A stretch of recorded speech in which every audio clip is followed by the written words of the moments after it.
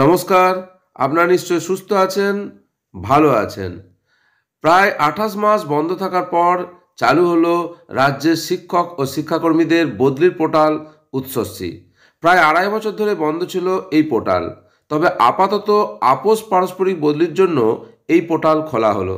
সাধারণ বদলি ও স্পেশাল বদলি বন্ধ থাকছে। ২০২৫ সালের ৩০শে জুন পর্যন্ত এই নির্দেশিকা কার্যকর থাকবে। তারপর আবার নতুন নির্দেশিকা জারি করা হতে পারে শিক্ষা দপ্তর থেকে। রাজ্যের শিক্ষক এবং শিক্ষাকর্মীদের বদলির জন্য উৎসশ্রী পোর্টাল চালু করা হয়েছিল ২০২১ সালে। এই পোর্টালের মাধ্যমে অনলাইনে রাজ্যের যে কোনো প্রান্তে বদলির আবেদন করতে পারেন সরকারি স্কুলের শিক্ষক ও কর্মীরা। দুজন কর্মী পারস্পরিক সমঝোতার মাধ্যমে নিজেদের কর্মস্থান বদল করতে চাইলে তাকে বলা হয় আপোস বা পারস্পরিক বদলি। এই বদলির ফলে কর্মীদের ইচ্ছাও পূরণ হয়, আবার সরকারি প্রতিষ্ঠানে কোনো আসনও খালি হয় না। সরকারি নির্দেশিকা অনুযায়ী আপাতত মিউচুয়াল ট্রান্সফার এই উৎসশ্রী পোর্টালের মাধ্যমে করা যাবে। স্কুল শিক্ষা দপ্তর এবং প্রাথমিক শিক্ষা পর্ষদ একই নির্দেশিকা জারি করেছে গত ৩১শে ডিসেম্বর। ১ জানুয়ারি থেকেই উৎসশ্রী পোর্টাল পারস্পরিক বদলির জন্য চালু হয়ে গেছে। প্রাথমিক স্তর থেকে উচ্চ মাধ্যমিক স্তর পর্যন্ত সরকারি শিক্ষক শিক্ষিকারা এই পোর্টালের মাধ্যমে বদলির আবেদন কার্যকর করতে পারবেন।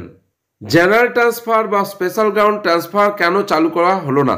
সরকারি বিজ্ঞপ্তিতে জানানো হয়েছে উচ্চ প্রাথমিকে পার্শ্ব শিক্ষকদের নিয়োগ প্রক্রিয়া চলছে কাউন্সেলিংও।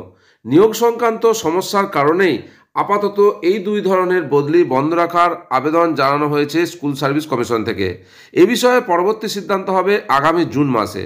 উল্লেখ্য, ২০২২ সালে যখন উৎসশ্রী পোর্টাল বন্ধ হয়েছিল সেই সময় থেকেই সাধারণ, পারস্পরিক এবং বিশেষ বদলি অর্থাৎ জেনারেল ট্রান্সফার, মিউচুয়াল ট্রান্সফার এবং স্পেশাল গ্রাউন্ড ট্রান্সফারের অনেক আবেদন পোর্টালে জমা পড়ে আছে। অর্থাৎ উৎসশ্রী পোর্টাল নিয়ে যে আপডেট এসেছে তা হলো ২.৫ বছর পর চালু উৎসশ্রী পোর্টাল আপাতত হবে পারস্পরিক বদলি অর্থাৎ মিউচুয়াল ট্রান্সফার। ২০২৫ সালের ৩০শে জুন পর্যন্ত এই নির্দেশিকা কার্যকর থাকবে। নির্দেশিকা অনুযায়ী ১ জানুয়ারি থেকে উৎসশ্রী পোর্টাল মিউচুয়াল ট্রান্সফারের জন্য চালু হয়ে গেল।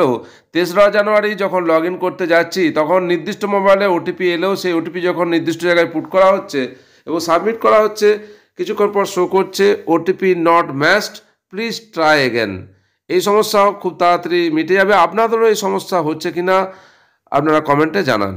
উৎসশ্রী পোর্টাল সংক্রান্ত যে আপডেট তা আপনাদের সঙ্গে শেয়ার করলাম এবং বর্তমানে উৎসশ্রী পোর্টালের লগ ইন পেজ কী অবস্থা আছে তাও আপনাদের সঙ্গে শেয়ার করলাম। আশা করি উপকারে আসবে। আপনারা সকলে সুস্থ থাকুন, ভালো থাকুন।